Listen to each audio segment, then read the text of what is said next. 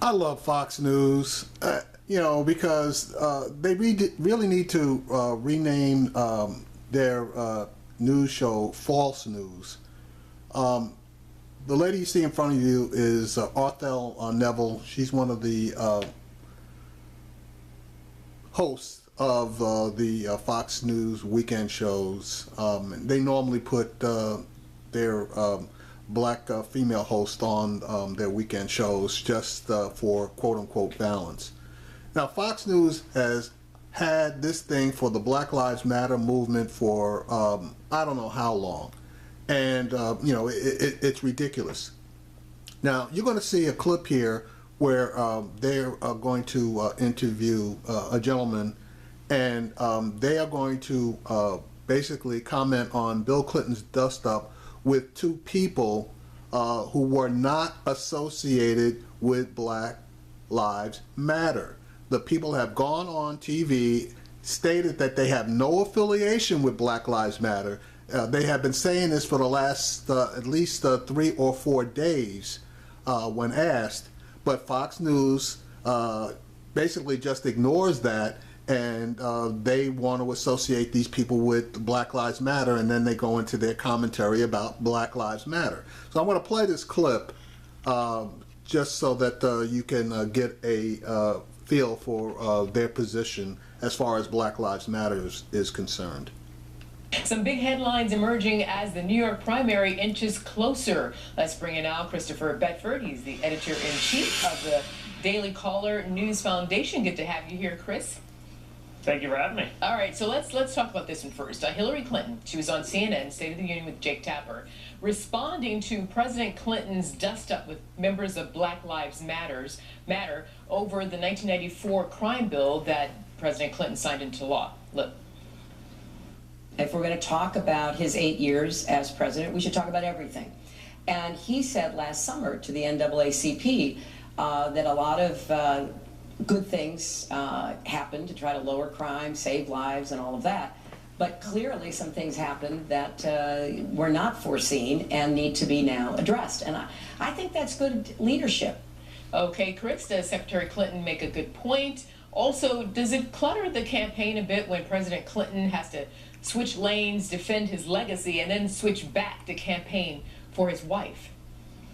I thought that Bill Clinton was completely on point this past week, and it kind of reminded Americans of conservative and liberal bents why he was such a popular president. Art Laffer once said there's two types of politicians he loves. He loves principled conservatives and unprincipled liberals. And Bill Clinton kind of falls into that second category where he was willing to do whatever it took to clean up the crime. And crime was out of control in the 80s and 90s in the United States. It's kind of sad to see Hillary Clinton having to backpedal. But one thing I'm interested in seeing is Hillary Clinton's got a very strong support base amongst black Democratic voters. The question is, do Black Lives Matter activists actually have too much of an impact on the black community in America, or are they're kind of radical activists? We'll see over the next few weeks. Now, the Black Lives Matter movement, okay, doesn't have too much control over how the black community feels about them, because they are addressing an issue that directly affects the black community. So for him to say that they have too much control, what control? The Black Lives Matter movement is an independent number of charters in various cities that address the police brutality versus primarily, but not solely, the killing of black citizens, and in particular unarmed black citizens. So, where this guy's coming from, you tell me. I want to move on now to Senator. So, as I was saying, Arthel and Fox, they basically have some kind of a vendetta against the Black Lives Matter movement, and as in the past, they want to affiliate any type of action against police or anyone else where black people want to associate and protest to the Black Lives Matter movement, and that just is not true. Now, I'm going to add a clip where Chuck Todd finally gets it right as far as who actually Bill Clinton had to dust up with. All right, here's the clip from Meet the Press, obviously MSNBC affiliate, NBC affiliate show, I'm sorry, where Meet the Press, Chuck Todd, gets the affiliation of the two protesters correctly. Bill Clinton had a run-in with some protesters, and it involved him still trying to live down the crime bill of the 90s. Let me play both his back and forth with the protesters and then his walk back. Take a listen. Wait a minute. Okay, I heard it. Can I answer? Now, you see, here's the thing. I like protesters, but the ones that won't let you answer are afraid of the truth. You are defending the people who kill the lives you say matter. Tell the truth. I know those young people yesterday were just trying to get good television, and they did. But that doesn't mean that I was most effective in answering. Joy, a lot of people assumed that that was a Black Lives protester confrontation with Bill Clinton. That was not, as you were telling me and explaining to us earlier. But okay, so that's where Meet the Press got it right. They were not Black Lives Matter protesters, which is what pretty much everybody, well, a lot of the mainstream media was attempting to report. And with all the millions of dollars that they have for research, you would think that they would at least get that piece right, which finally MSNBC's or Meet the Press got right.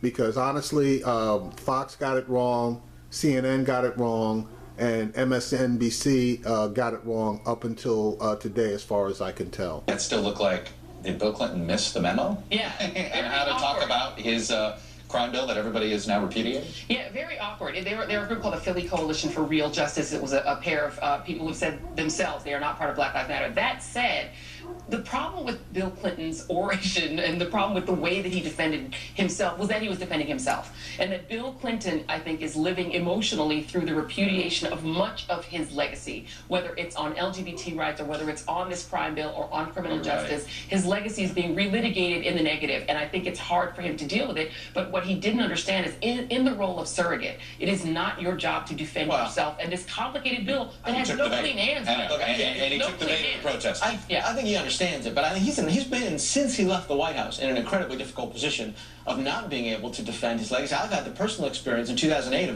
was going to do a long interview with him about his own legacy, and the Clinton campaign squashed it. I mean, look, I've written this before. We've talked about it on this program. He's right. The crime bill is a much more complicated piece of legislation than it's talked about. It's actually, there's a lot of there's erroneous we don't get correct in the about it. And the victims that bill was addressing, the people who are alive today, who might well have been dead given the trajectory of crime at that time in the country, and I was covering it. Okay, now this guy basically is talking about the possibilities versus realities.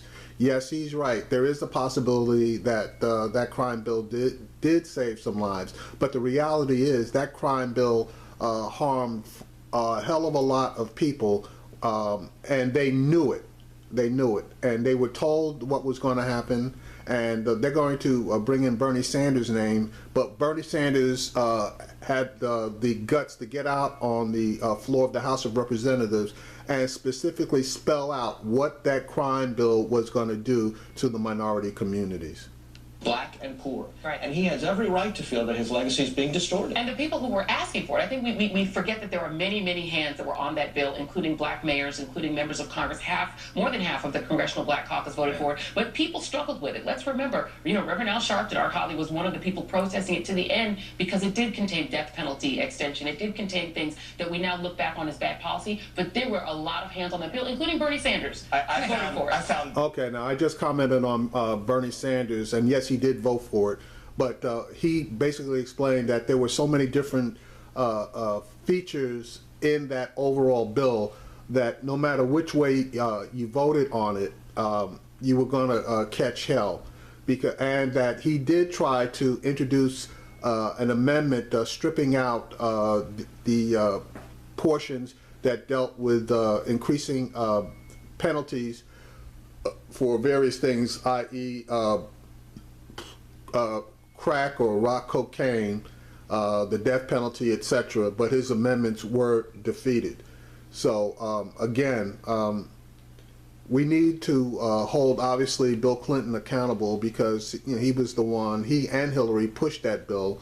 But we also need to hold accountable all of the black politicians that didn't try to basically kind of mediate that bill into something that was a lot more manageable, especially when they saw that the black community was being targeted. So that's the Congressional Black Caucus, with I believe it was 2/3 of the Congressional Black Caucus voted for that bill. You had black mayors all over the country that were in support of that bill.